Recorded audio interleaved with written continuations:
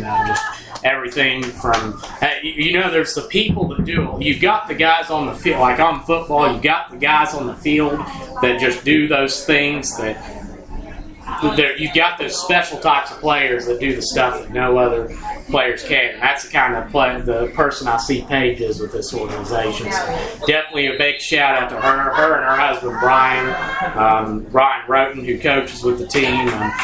Wonderful people, wonderful family. Definitely good to be with them, working with them here. And all right, we're coming back out on offense. It's 2nd and 3 on the 50. Luke Brown and quarterback still. And shotgun 2 wide outs to each side. Back to the left of Brown. Brown hands it off up the middle. And so we got the ball. And is that Dale Swords? He trucks through and gains about 10 yards for another Tanks first down. Wow.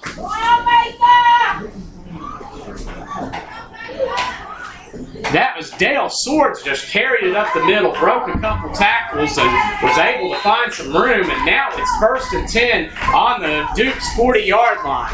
Here with about 5:20 to go in the third quarter, scores are tied at 6. Tanks have the ball, and the Dukes bringing much more guys up the line. Macon Brown gets it up the middle, and he gains about 3 or 4.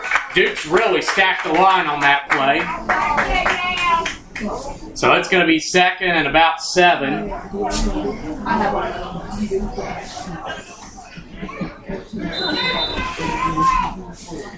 And you've got let's see. Or no, he was just chatting. Officials just checking with something. Okay, so now it's 2nd and 7 here in the third. The Tanks have the ball on the Dukes 37-yard line. They're coming out in shotgun back to the right of Brown, 2 wide outs to each side. And starts to send Dylan Coons in motion, but motions him back. And Brown snaps the ball, hands it off. No, it's going to be a pass. He throws it deep to Michael Clay, and it's deflected. I think, and again, Luke Brown, in fairness to him, Luke has not had much time to practice with. Joe got hurt. Initially, Snook Martin was going to back up. He's unable to be here tonight, and now Luke Brown has stepped in. And honestly, that's just an issue. They haven't had enough time to really get the timing down. That corner, that number, looks like that 25, that Donald Duskin, he's doing a good job playing coverage. I'll say that, despite being at a height disadvantage. So it's definitely, that's part of it too. So big third down here, 3rd and 7 on the Dukes 38-yard line. Tanks are coming out in shotgun again, 2 wide outs to each side, back to the right of Brown. And Brown making an adjustment at the line. And the Dukes linebacker creeping toward the line, ball's handed off. Luke Brown breaks through a defender, gets about 4 yards. That's not going to be enough. It'll be enough to get to 4th and 4, but not enough for the first down. So this is going to be a huge 4th down for the Tanks if they can find a way to convert this. It's going to be 4th and about, it's going to be, they've got the ball 4th and 4 on the 34-yard line of the Cincinnati Dukes. And it's going to be huge to... Big Dale Swords comes back into the game. Dale usually will play running back in the T formation, but not very often in the shotgun. But they're using, again, he's rotating a lot of guys in and out at receiver and sending different guys in at running back. Usually Dale Swords is a blocker, but they handed it to him last time. So now it's 4th and 4. And we're shotgun 2 wideouts. Brown drops back to throw. He gets through. He barrels through. It's going to be close. It's at the line. Steve Lee. Brown fumbles. Steve Lee recovers and carries it for the first down. Steve Lee, just breaks through a couple guys and gets the first down after recovering the fumble.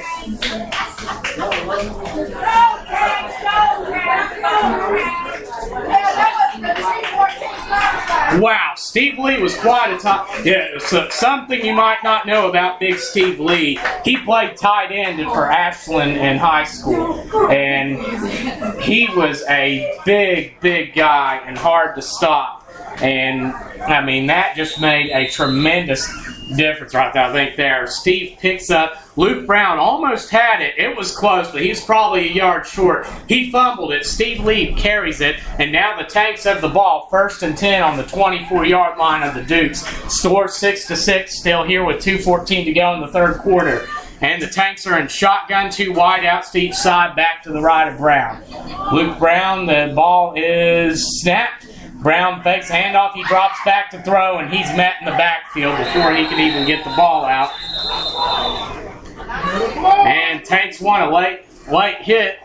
I can't say I blame them there a little bit. They're going to let it go. And now what was a 1st and 10 is now a 2nd and 21. Don't know why we decided to throw it again there, but I mean, I can understand. I'm wanting to confuse them, but again, you know, we got a block there. So now it's 2nd and 20 here on the 33-yard line of the Dukes. Tanks are coming out. They're going to give it another shot here. Tanks on offense. They're coming out there in shotgun again. 2 wide outs to each side, and a back is lined up to the right of Brown. Looks like, is that AJ back there? I think so. AJ Williams at running back. So now the Dukes are I see why Jamie's calling pass. The Dukes are crowding the line. AJ Williams gets the ball, and he's tackled before he can barely get a half yard. Fans are very upset with the line, but the reality is, I mean, the Dukes, you've got 5 linemen going against 8. I mean, you know the result when that happens. So, I mean, that's why, so I see why now Jamie's trying to pass it more, given that they're putting 8 at the line to try to crowd and stuff the runs. So, now it's going to be 3rd and about 22. 3rd and 22 from the 36-yard line. So Tanks are realistically probably just going to have to try to run, maybe try to get something here in 2 plays. Tanks are in the huddle. And they come out. They break. They're kind of lining up now. Tanks coming out there in shotgun again, 2 wide outs to each side. Dale Swords is in the game at running back. And ball snapped. Luke Brown breaks through a defender, and he throws it deep. Oh, wow, dangerous pass. Luke Brown was being hit by a defender, and he was dragging the defender, but still just tried his best to get the pass out. It's incomplete, so it's going to be 4th and about, I guess, 22 again here and that third quarter has just ended. So now it's still tied up at 6 here at the end of 3. So it's definitely something, and we're definitely going to need the fans. So we brought a great group. We're definitely going to need them to be loud. We're going to have to get this place rocking here in the 4th, because we're going to need everything we possibly can get to get out of here with the W. So we're definitely going to need a big play, a big score, something else. Our energy stepped up this quarter, but at the end of the day, you know, we've got to be able to convert and get scores. So, all right. Well, Tania's been down there. Tania's kind of see her coming back up here, so she was energizing that crowd here in the 3rd. She's going to come back and energize everyone here on the podcast here in the 4th. So, and she's back. So definitely a big,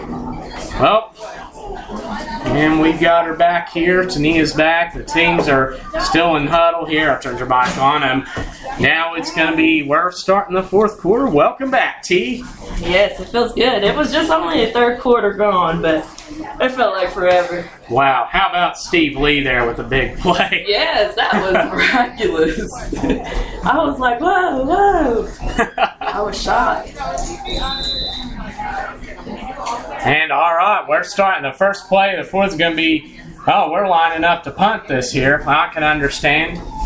Zach Christensen linebacker. We're punting from the 36-yard line. Punts it in the air, and that's going to go. Oh, wow, we get a good bounce. And they got, Darn Luke. Luke almost had it. Dang. The ball bounced in the air at the 5-yard line, but Luke couldn't quite get it before it sailed into the end zone. So it's going to be 1st and 10. Well, I said to Nia, if we could get 20 yards on that drive and then maybe get, pin them back deep some way or another, then it's better. I'll put it this way. It's a lot better than what could have happened. Yes, so I've seen some miraculous things happen while I was down there. Yeah, that was definitely... I think that was a little mind game thing at halftime. What you think?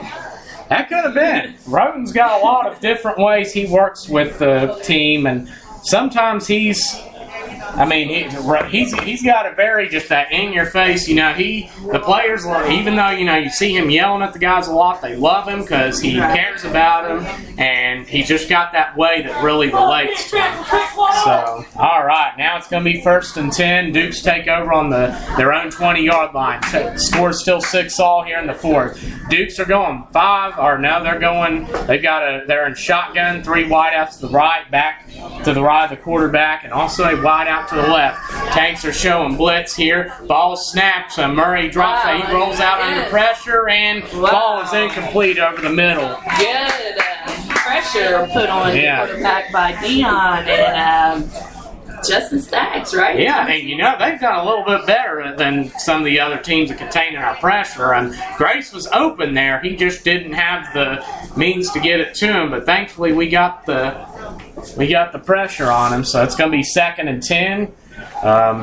Here, about probably 14:30 to go here in the 4th. Come on, defense. All right, so then now Tanks on defense with a 4-man front. Duke's lining up in shotgun. Back to the right of the quarterback, 2 wideouts to each side. 2nd and 10. The 30. Tanks show blitz. And the ball is snapped. Heavy pressure coming. Ball's thrown up in the air, and it's nearly caught, but thankfully dropped by number 18, Cornelius Hicks. That was good pressure by Larry West. That's for sure. Whew, very lucky. He had that ball. Very lucky. The ball was going to the left sideline, and he almost pulled the one-handed snag. But thankfully, the quarterback, we got to watch it. He is just, if we send a heavy blitz, he's just catching it. It don't matter who or what's there. He's just throwing it up. He's just throwing up prayers. Yeah. That's what it seems like. That'll be one came through last time, but thankfully we caught that fumble at the end of the drive. But all right, they're going shotgun trips right again. 3 wideouts to the right, back and a wideout to the left. Ball snap. Murray drops back, and the screen starts set. He's got plenty of room, and it's going to be a 1st down for the Dukes. That's number 26. That Tico Moore catches it out of the backfield, and he is quick as a bullet. He shoots to the sideline after getting the 1st down. So it's going to be 1st and 10 on about the 40-yard line. I was wondering what all this was. Yeah. Is these like extra players or something? Yeah, that's strange. They don't have, maybe it's guys that join later, or I'm not too sure really. That's just like, hold on. Oh, we got numbers missing. Yeah. Ooh, it's hot.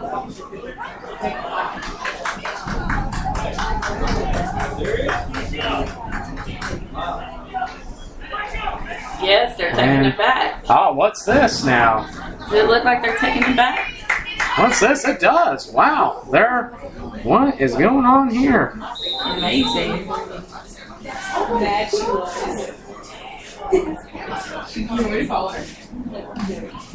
Somebody cover the back out of the backfield. I guess my only guess is on sportsmanlike. So it's about 1st and 25 now for the Dukes on their own 25-yard line here with 12:31 to go in the 4th quarter. Tanks on defense here out in the looks like a 4-man front. I think Charles Johnson's speech got them hyped too, because I called him at halftime. I was like, Charles, I don't know what's going on with the guys. And, he talked to one player, and a few was around that listened. Yeah. And all I had to do was tell one player, he says, go in. And look, they're all going in. Yeah. So shout out to Charles for that. Yeah, what are they doing here?